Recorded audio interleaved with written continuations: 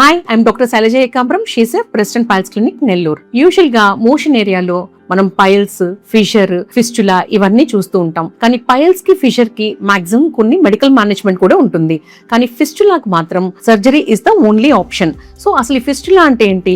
Fistula అంటే skin external opening, skin మీద ఒక రంధ్రం లాగా ఏర్పడి అది మోషన్ ఏరియాకి కనెక్షన్ ఉండడం దాన్ని మనం ఫిస్టులా అంటాం. ఒక ట్రాక్ లాగా ఫామ్ చేస్తూ ఉంటుంది. దీంట్లో టైప్స్ ఉంటాయి, సింపుల్ ఫిస్టులా, కాంప్లెక్స్ ఫిస్టులాస్ అని. ఈ సింపుల్ ఫిస్టులాని ఓపెన్ మెథడ్ ద్వారా కానీ, లేజర్ ద్వారా కానీ మనం ట్రీట్ చేసుకోవచ్చు. ఈ రోజు ఈ రెండు కన్ఫ్యూజన్స్ అంటే ఓపెన్ మెథడ్ బెస్టా, లేజర్ బెస్టా అని చాలా మంది అడుగుతూ ఉంటారు. సో ఈ రోజు మీకు ఆ కన్ఫ్యూజన్ ని నేను క్లియర్ చేస్తాను. ఓపెన్ మెథడ్ లో ఫిస్టులెక్టమీ అంటూ ఉంటాం.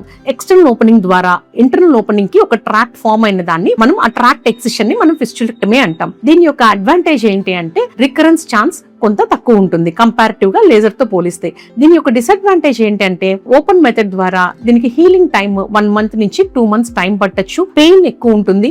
సో మనకి రికవరీ కొంచెం స్లోగా ఉంటుంది. లేజర్ ఫిస్టులెక్టమీ అంటే ఫిలాక్ సర్జరీ అంటూ ఉంటాం. ఈ లేజర్ లో మనకి ఏమవుతుందంటే ఫాస్ట్ రికవరీ ఉంటుంది. ఈ ఎక్స్టర్నల్ ఓపెనింగ్ ద్వారా ఇంటర్నల్ ఓపెనింగ్ కి ఈ లేజర్ ఫైబర్ ప్రోబ్ ని పంపించి మనం ఆ ఫిస్టులా ట్రాక్ ని అబ్లేట్ చేస్తూ ఉంటాము. ఈ అబ్లేషన్ ద్వారా ఈ ఫిస్టులా అనేది క్లియర్ అవుతుంది. బట్ దీని అడ్వాంటేజ్ ఎర్లీ రికవరీ ఉంటుంది. ఆ పెయిన్ చాలా తక్కువ ఉంటుంది. దీని యొక్క డిసడ్వాంటేజ్ ఏంటంటే రికరెన్స్ రేట్ కంపారిటివ్ గా ఓపెన్ మెథడ్ తో పోలిస్తే హైగా ఉంటుంది. సో మీరు మీ డాక్టర్ ని కన్సల్ట్ అయ్యి ఓపెన్ మెథడ్ బెస్టా లేదా లేజర్ బెస్టా అనేది మీరు డిస్కస్ చేసుకొని మీరు సర్జరీని ప్లాన్ చేసుకోవచ్చు. సో ఫిస్టులాకి surgery is the only option.